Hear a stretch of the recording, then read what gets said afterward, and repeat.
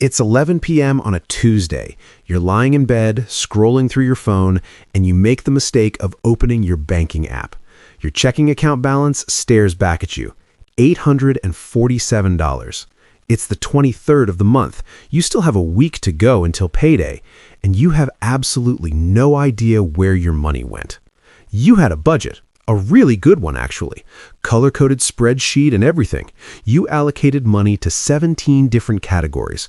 You downloaded that app everyone raves about. You were going to be responsible this month. You were going to be an adult. But somewhere between groceries and miscellaneous, your life happened. Your friend's birthday dinner. That Amazon package you don't remember ordering. 3 separate trips to Target because apparently you can't walk out of that place spending less than $60. And now you're here, mentally calculating if you can survive on ramen and pasta until Friday. Sound familiar? Yeah, me too. What's up, everyone? Matt here, and if that scenario hit a little too close to home, you're in the right place. Because today, we're talking about something that's going to completely flip your financial brain upside down. You know how everyone tells you to budget, track every coffee, every impulse buy, every suspicious charge from that streaming service you forgot you subscribed to 3 years ago. Yeah, forget all that. Well, not forget it entirely, but okay, let me explain. Today, we're diving into the reverse budget, or as I like to call it, the pay yourself first and stop overthinking everything method. And before you click away thinking this is another one of those just save more money videos, stick with me. This is different. This is about working with your terrible spending habits instead of against them. Because let's be real, if traditional budgeting worked, you wouldn't be watching a video about an alternative method right now. You'd be on a yacht somewhere, sipping champagne, counting your millions. But you're here, with me. So let's fix this together. Okay, so here's how traditional budgeting works. And I really want you to visualize this with me.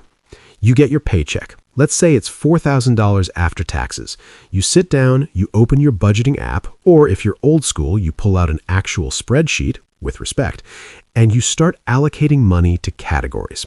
Rent, $1,200. Utilities, $150. Groceries, $400. Transportation, $200. Phone bill, $80. That streaming service collection that rivals a small cable package, $75.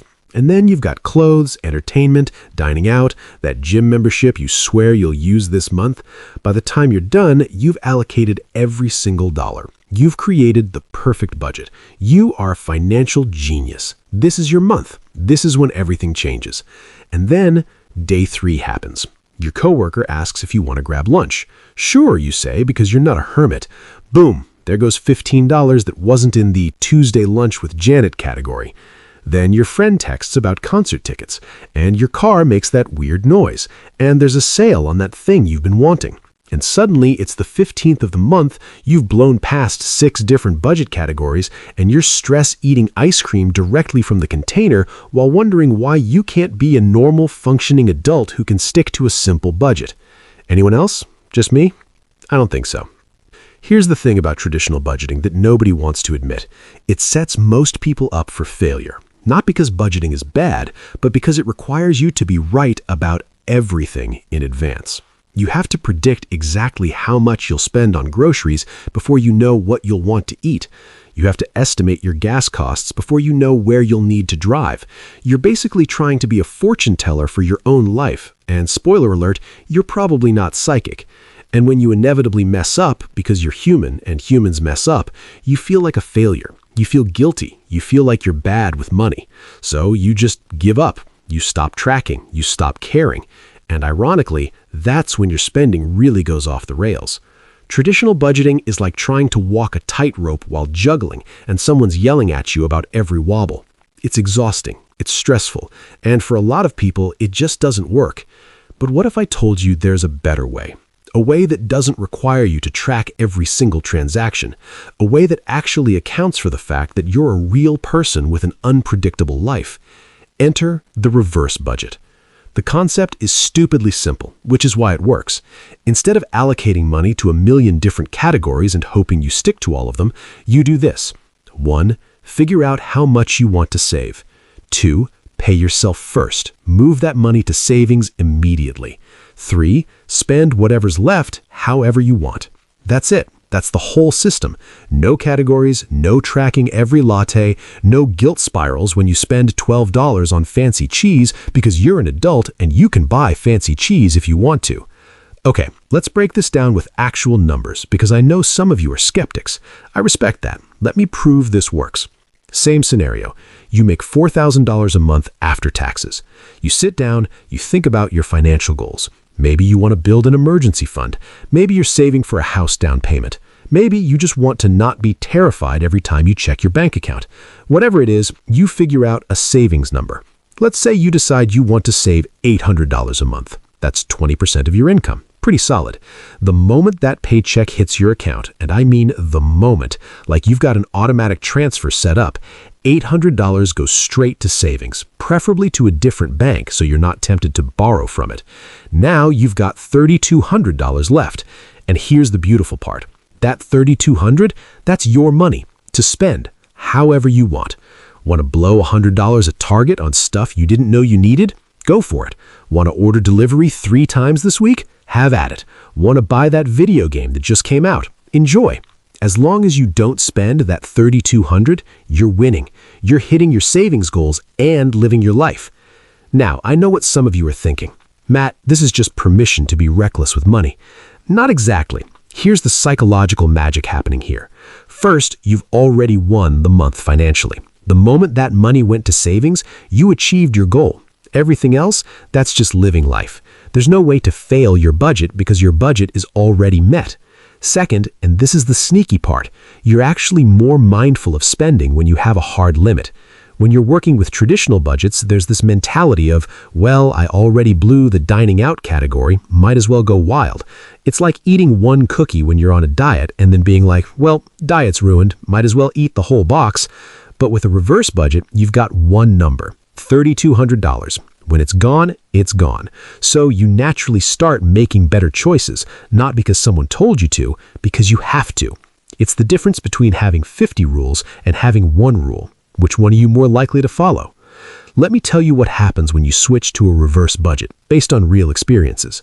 First, you stop feeling guilty about spending money. Seriously, that guilt that creeps in when you buy something fun, gone. Because you've already saved, you've already done the responsible thing. This money is yours to enjoy. Second, you actually start paying attention to your spending naturally. When you're working with a fixed pool of money, you start doing mental math automatically. Okay, I've got $1,500 left for the next 2 weeks. Should I really spend $60 at this restaurant? Sometimes the answer is yes, but at least you're thinking about it. Third, and this is huge, you stop the cycle of financial shame and avoidance. You know that thing where you're so scared to look at your bank account that you just don't? Yeah, that stops, because you know the worst-case scenario. You might run out of spending money, but your savings, already safe. Your bills, they're covered, because you're not stupid enough to only leave $3,200 when your bills are $2,500. You factored that in. All right, so let's talk about actually implementing this, because details matter. Step 1. Figure out your bare minimum expenses, and I mean bare minimum. Rent, utilities, debt payments, insurance, basic groceries, gas. The stuff that if you don't pay it, bad things happen. Let's say that number is $2,500. Step 2. Decide your savings goal. This should be at least 10 to 20% of your income, but honestly, whatever you can do is better than nothing. Let's stick with our $800. Step 3. Do the math. $4,000 minus $800 in savings minus $2,500 in essential expenses equals $700 in fun money. That's your number. That's what you get to play with. Step 4, and this is crucial, set up automatic transfers. Paycheck hits, boom, $800 to savings immediately. Don't even let yourself see it. Out of sight, out of mind, into your future financial security. Step 5, live your life with that remaining money. Some months you'll spend all $700. Some months you'll only spend $400 and you'll have extra, which you can either roll over or save as a bonus. But the point is you're not stressing about categories. Now, I know some of you with objections, so let me address them. Matt, what if I have irregular expenses like car repairs? Great question I just made up. You've got a couple options. Option 1, build those into your essential expenses as a monthly average. If you spend $1,200 a year on car stuff, that's $100 a month. Budget it. Option 2, use your fun money when they come up. Option 3, build a bigger emergency fund over time so these don't stress you out. What if I don't make enough to save 20%? Then save 10%. Or 5%, or honestly, even 2% is better than nothing. The specific percentage isn't what matters, it's the system. Pay yourself first, live on the rest. Even if you're only saving $50 a month, that's $600 a year you wouldn't have otherwise had. What if I'm naturally bad with money and I'll just spend everything? Okay, tough love time. You're already spending everything. At least with this method, you're saving first. And if you genuinely can't control your spending, there are other tools, like different bank accounts, or prepaid debit cards, or apps that restrict your spending, but the reverse budgeting is still your foundation. For those of you who are already sold and want to level this up, let me share some advanced moves. 1. Multiple savings buckets. That $800 doesn't have to go to just one account. Maybe $400 goes to emergency fund, $200 to retirement, $200 to a vacation fund. You're still paying yourself first, just diversifying the goals. 2. The sinking fund method within reverse budgeting. This is where you set aside money from known future expenses, like if you know you'll need to buy a laptop next year, you automatically save $50 in a laptop fund. This keeps your essential expenses number honest. 3. Lifestyle inflation resistance. Here's a powerful one. Every time you get a raise, immediately increase your automatic savings by at least 50% of that raise. Make $500 more a month, $250 more goes to savings automatically. You never get used to having the extra money, so you don't miss it. 4. The review and adjust. Once every 3 months, look at your spending patterns. Are you consistently running out of fun money? Maybe you need to adjust your essential expenses number. Are you consistently having money left over? Maybe you can increase your savings percentage. You want another real secret to why reverse budgeting works?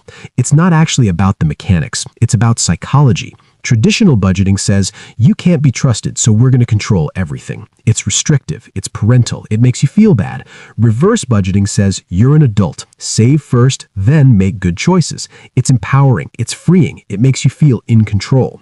And here's the thing about feeling in control of your money. You make better decisions, not because someone's making you, but because you want to, because your money isn't stressing you out anymore, because you're actually building wealth while living your life. I've seen people on traditional budgets save 20% of their income and be miserable. And I've seen people on reverse budgets save 15% and be happy. Guess which one is more sustainable long term? So here's what I want you to do today, right now. Open your banking app, look at your last paycheck amount, do some quick mental math on your essential expenses. Pick a savings number, even if it's small. Set up an automatic transfer for your next paycheck. You don't need a fancy app. You don't need a complicated spreadsheet. You don't need to track every transaction. You just need to pay yourself first and live on the rest. And I promise you, 3 months from now, you're going to look at your savings account and be shocked because money just accumulated without you really trying, without you feeling deprived, without you being perfect. Look, I'm not going to sit here and pretend that reverse budgeting is some magic solution that works for absolutely everyone in every situation. If you're drowning in debt, you might need a more aggressive approach. If you're saving for a massive goal in a short time frame, you might need tighter controls. But for most people who just want to save money without making it their whole personality, who want to build wealth without feeling like they're living in a financial prison, reverse budgeting is it. You don't have to be perfect with money. You just have to be intentional about the important stuff and reasonable about the rest. So try it. Give it 3 months. I genuinely think you'll be surprised at how much easier managing money becomes when you stop trying to control everything and start trusting yourself a little. If you found this helpful, hit that like button. Subscribe if you want more money content that doesn't make you want to cry into your empty wallet. And drop a comment telling me, are you team traditional budget or team reverse budget? I want to hear your experiences. Until next time, you got this.